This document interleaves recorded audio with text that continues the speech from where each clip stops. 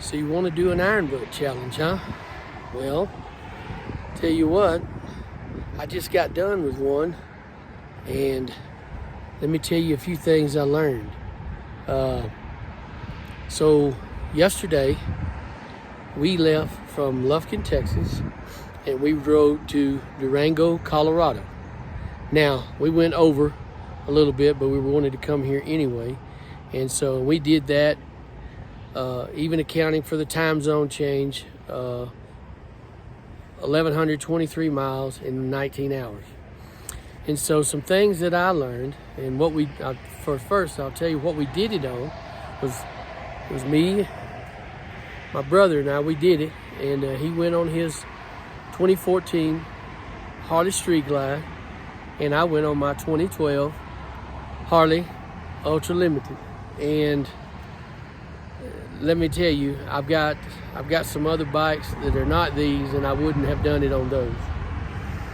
But some things that we learned, or that I learned most especially, was that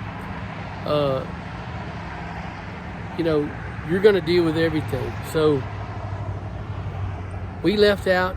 We started in pouring down rain.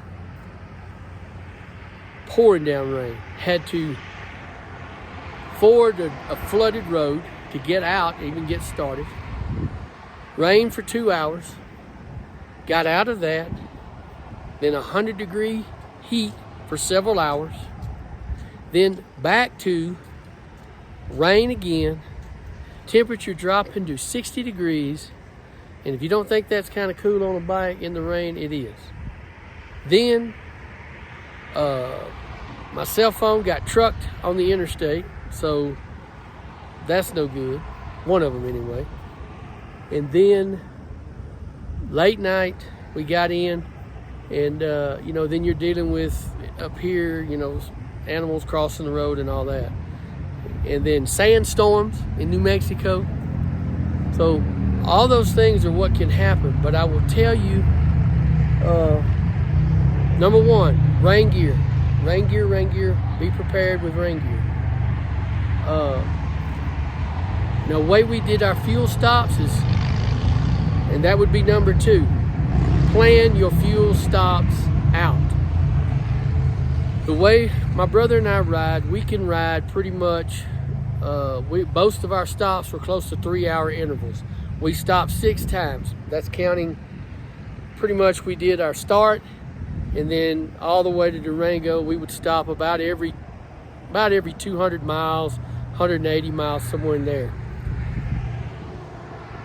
Out of every stop we did, only one receipt came out at the fuel pump. I had to go in the store every other time.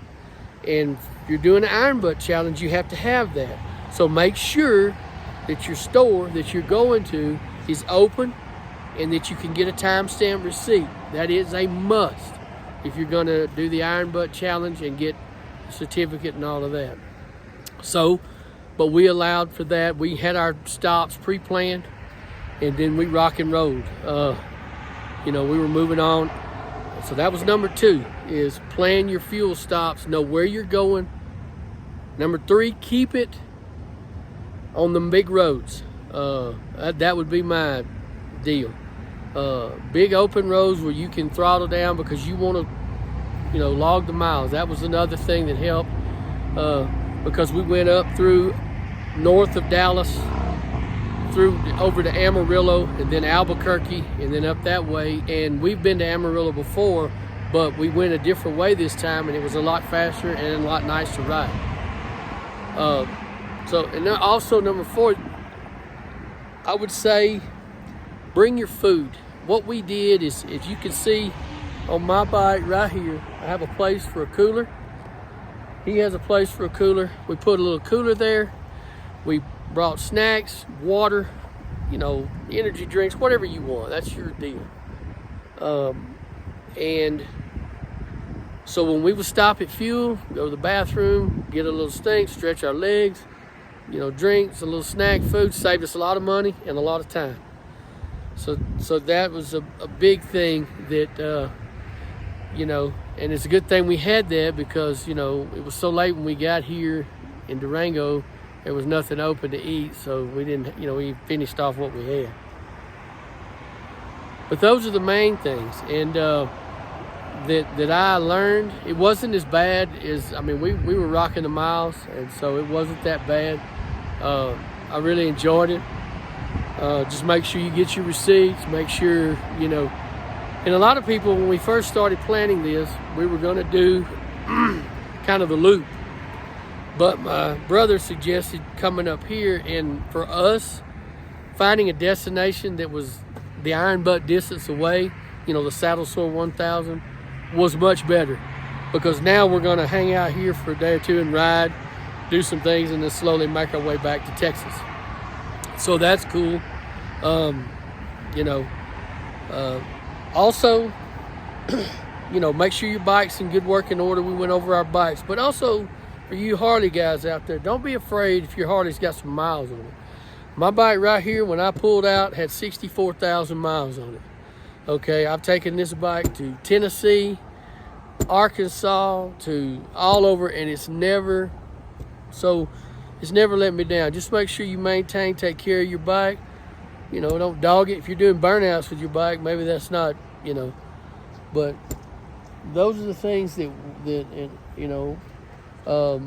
packed our clothes, those types of things. So mainly, to recap, rain gear, plan your route, plan your trip, your stops.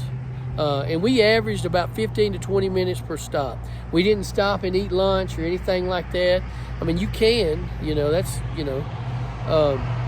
but, we had all our, comms and everything. We had that where we could just swap over when the battery ran low and keep rolling. We had all that set up. So, fuel stops, rain gear, plan your route, expect the crazy. But the thing is now we got stories to tell, that we went through this, because it was sketchy leaving out. I was really sketchy. That's the worst rain I've ever been in, and so on a bike. So anyway, but yeah, it was cool. And I now have an Iron Butt. That part actually wasn't that bad. That was actually, it was just, you start getting tired, because we come in the dark, but it's not that bad. So I would say take the challenge,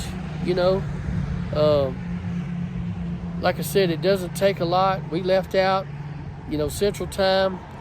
Our first log was about 4:50 in the morning, and we started boogieing, and we made it at Mountain Time, 11 o'clock, so it's actually 12 o'clock, start time.